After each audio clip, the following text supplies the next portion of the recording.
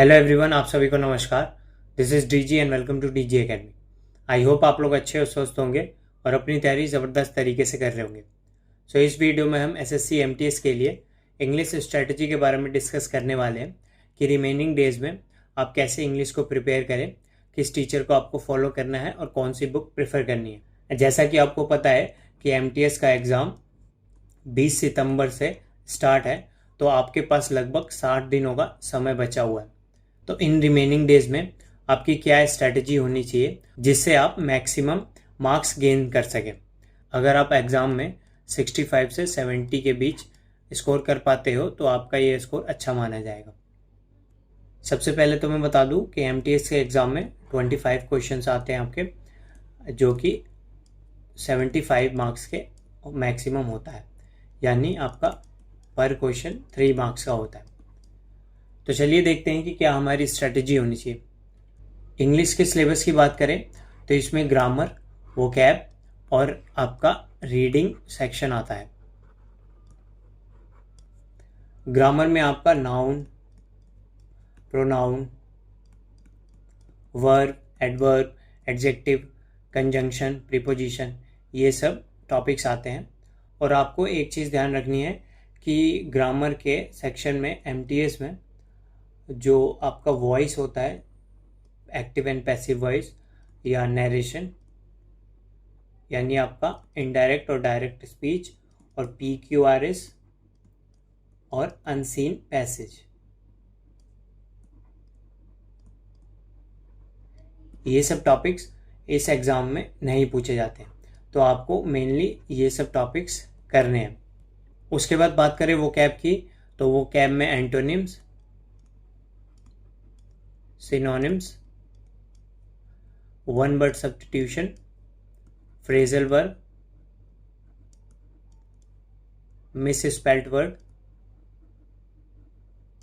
And आपका idioms and phrases, ये सब चीज़ें वोकैब में आती है। आरसी यानी रीडिंग कॉम्प्रिहेंशन, जिसमें आपका एमटीएस में क्लोज टेस्ट पूछा जाता है। क्लोज टेस्ट में क्या होता है कि आपको एक पैरा दे देंगे,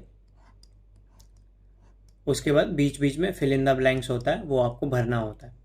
तो ये क्लोज टेस्ट आपका ग्रामर से रिलेटेड भी हो सकता है और वोकैब से भी रिलेटेड हो सकता है। बात करें वेटेज की, तो ग्रामर और वोकैब का वेटेज ऑलमोस्ट बराबर ही होता है, 50-50% का। ग्रामर से मान लो आपकी 12 से 13 क्वेश्चन आते हैं और वोकैब से भी 12 से 13 क्वेश्चन पूछे जाते हैं। और क्लोज टेस्ट में मैंने आपको बता ही दिया कि क्लोज टेस्ट में वोकैब और ग्रामर से रिलेटेड ही क्वेश्चन होते हैं। तो चलिए अब देख लेते हैं कि आपको ग्रामर कैसे करनी है। ग्रामर के लिए आप, अगर आपके पास कोई बुक है तो आप उस बुक से पढ़ सकते हो। अगर कोई बुक नहीं है तो नीतू सिंह वॉल्यूम 1 बुक को आप प्रेफर कर सकते हो। ये बुक बाइलिंगुअली अवेलेबल है, यानी आपको हिंदी में भी मिल जाएगी और इंग्लिश में भी मिलेगी। तो आप जिस भी लैंग्वेज में कंफर्टेबल हो आप उस बुक को खरीद सकते हो। तो इस बुक को खरीदने के बाद जैसे आपको नाउन टॉपिक पढ़ना है, तो नाउन टॉपिक आप एक बार पहले बुक से कवर करेंगे, जिससे आपके सारे कॉन्सेप्ट क्लियर हो जाए। और उसके बाद आप यूट्यूब पे जाके रानी मैम की नाउन टॉपिक की क्लास देखेंगे, या आप अगर किसी भी टीचर से पढ़ते हैं, जैसे आपको रानी मैम का समझ नहीं आया तो अमन वशिष्ठ सर से कर सकते हो, या संजीव ठाकुर जो RWA पढ़ाते हैं उनसे कर सकते हो, विपिन भाटी सर हैं, और भी टीचर हैं। जिस टीचर से आपको समझ में आता है आप उसी को फॉलो करें। टीचर सारे ही अच्छे होते हैं, इतने बड़े टीचर हैं तो वैसे ही नहीं बन गए, उनको अपने सब्जेक्ट की अच्छी नॉलेज होती है। तो आप किसी भी टीचर को फॉलो करते हो तो आप उनसे पढ़ सकते हो।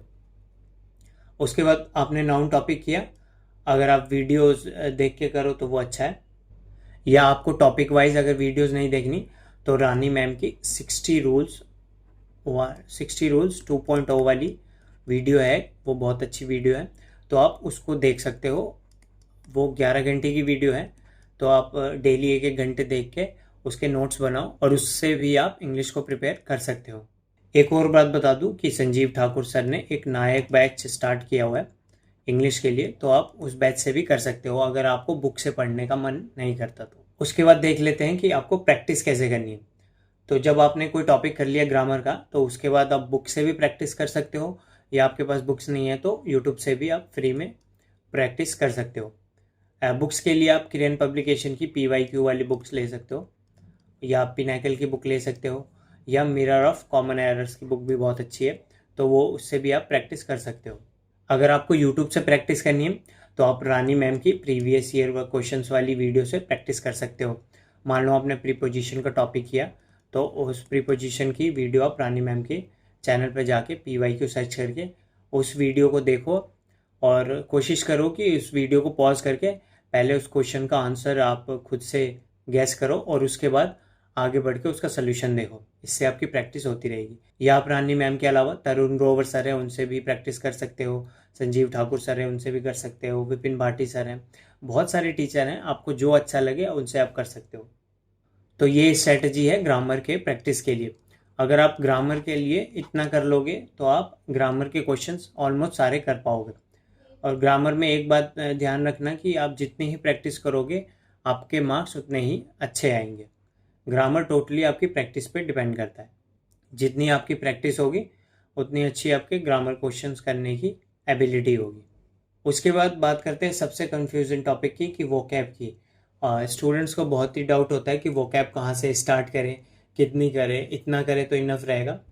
तो वोकैब स्टार्ट करने के लिए आप नीतू सिंह मैम की जो वॉल्यूम 1 बुक है उससे स्टार्ट कर सकते हो। उसमें जो वन वर्ड सब्स्टिट्यूशन है, या वोकैबलरी करके सेक्शन है, या एंटोनिम वाला सेक्शन है, सिनोनिम वाला सेक्शन है, ये सब आपको कंप्लीट करना होगा। ईडियम्स एंड फ्रेजेस वाला है, उसमें फ्रेजल वर्ब भी है। तो ये सब वोकैब आप कर सकते हो। काफ़ी वोकैब है, तो इसको पहले कंप्लीट करो। और जिनका वो कंप्लीट हो गया है वो रानी मैम के A to Z vocab series से भी आगे प्रोसीड कर सकता है। और ये दोनों मान लो अगर आपने कर लिए तो ब्लैक बुक पे आप जा सकते हो। सबसे पहले आपको ब्लैक बुक प्रेफर नहीं करनी है, आप इजी से स्टार्ट कीजिए।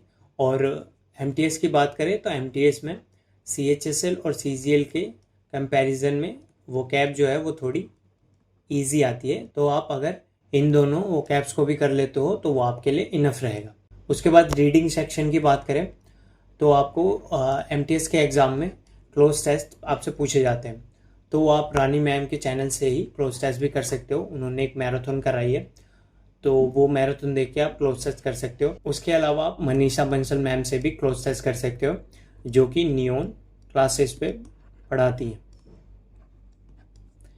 और अगर आपको रीडिंग सेक्शन पे और भी ध्यान देना है तो आप किसी भी न्यूज़पेपर के एडिटोरियल सेक्शन को पढ़ सकते हो, जैसे द हिंदू हो गया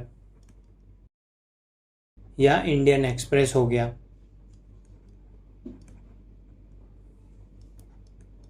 और ऐसे ही एक इंग्लिश माध्यम टेलीग्राम चैनल है जिसपे आपको डेली एक एडिटोरियल पेज की PDF प्रोवाइड करवाते हैं, तो वहाँ से आप डेली उसको करोगे तो आपकी रीडिंग अच्छी हो जाएगी। उसके बाद सबसे इम्पॉर्टेंट चीज़ होती है कि वोकैब को याद कैसे करें और उसे रिटेन कैसे करें। सबसे पहले तो आपको टारगेट रखना है कि डेली आप 60 वर्ड के अराउंड वर्ड्स को याद करें। इससे ज़्यादा कर सकते हो तो उससे ज़्यादा करें। जैसे 20 सिनोनिम्स कर लिए, 20 एंटोनिम्स कर लिए, 10 वन वर्ड सब्स्टिट्यूशंस कर लिए, 10 इडियम्स एंड फ्रेजेस कर लिए। लेकिन सबसे बड़ी प्रॉब्लम ये आती है कि वोकैब को याद कैसे रखें। तो इसके लिए क्या करना है कि आप वोकैब के एक एक वर्ड को लिख लिख के याद कर सकते हैं। जैसे मान लो कि कमिटी वर्ड याद करना है तो आपको उसको बार बार लिख के याद करना है, जिससे आपकी मिस स्पेल्ट वाली जो प्रॉब्लम है वो भी दूर हो जाएगी और आप एग्ज़ाम में मिस स्पेल्ट वाले क्वेश्चन भी इजीली कर पाओगे। और अगर आपको ऐसे याद नहीं होता तो आप निमोनिक्स की हेल्प ले सकते हो, उस वर्ड के लिए कोई ट्रिक बना सकते हो अपनी पर्सनल।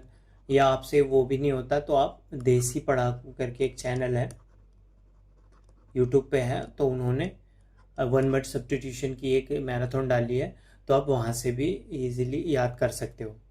पर जनरली मैं ट्रिक्स को प्रेफर नहीं करता, क्योंकि मान लो आपको एक वर्ड याद करना है तो उसके लिए आप एक ट्रिक याद करोगे, उससे अच्छा तो उस वर्ड को याद कर लो। इसके अलावा आप रानी मैम की A to Z जो सीरीज़ है वोकैब वाली, वो भी अच्छी है, तो वहाँ से अगर आपको लर्न हो जाता है ईजिली तो वहाँ से भी कर सकते हो। और वोकैब याद करने के लिए आपको क्या करना है कि आपको डेली मॉर्निंग में वोकैब याद करनी है, क्योंकि उस टाइम माइंड आपका फ्रेश होता है तो काफ़ी अच्छी तरह से लर्न होता है। तो मॉर्निंग में आप उसको वोकैब को याद करें, फिर रात को सोने से पहले यानी नाइट में आपको उस वोकैब को एक बार रिवाइज कर लेना है, और अगले दिन जब आप नेक्स्ट वोकैब पे मूव करोगे तो पिछली वाली जो वोकैब है उसको रिवाइज करते हुए चलना है, ताकि आपको वो लंबे समय तक रिटेन रहे। उसके बाद मॉक टेस्ट की बात करें, प्रैक्टिस सबसे ज़रूरी है। तो मॉक टेस्ट में आप टेक्स्ट बुक का पास ले सकते हो, या ऑलिव बोर्ड भी ठीक है, लेकिन आप आरबी ऐप पे भी मॉक टेस्ट दे सकते हो, जो कि शुभम जैन सर का है। वहाँ पे आपके PYQ फ्रीली अवेलेबल है, और Sunday to Sunday mock test भी अवेलेबल होते हैं, तो आप वहाँ से भी अपनी प्रैक्टिस कर सकते हो। मॉक टेस्ट लगाने का रूटीन आपका ये होना चाहिए कि PYQ मॉक टेस्ट आपको 3 से 4 लगाने, फिर फ्रेश मॉक टेस्ट आपको 1 से 2 लगाने, फिर जाके फिर 3-4 PYQ लगाने, फिर 1-2 फ्रेश मॉक लगाने, ताकि आपको PYQ का भी अंदाज़ा रहे और ऐसे फ्रेश मॉक का भी अंदाज़ा रहे। और ग्रामर की प्रैक्टिस के लिए आपको कुछ ऐड ऑन करना हो तो आप टेलीग्राम चैनल ज्वाइन कर सकते हो, जो कि परमार सर का है या रानी मैम का है। उसमें हमेशा PYQ क्वेश्चंस आते रहते हैं इंग्लिश के, तो आप उन्हें डेली बेसिस पे उन क्विजेज़ को अटेम्प्ट कर सकते हो, जिससे आपकी प्रैक्टिस अच्छी होती रहेगी। तो आई होप कि आपके सारे डाउट्स क्लियर हो गए होंगे, और अब भी अगर आपको कोई डाउट है तो आप कमेंट सेक्शन में लिख सकते हो उसे, या टेलीग्राम पे और इंस्टा पे फॉलो करके आप मुझे मैसेज करें। मैं आपके डाउट्स क्लियर करने की कोशिश करूँगा। तो चलिए मिलते हैं नेक्स्ट वीडियो में, तब तक के लिए धन्यवाद।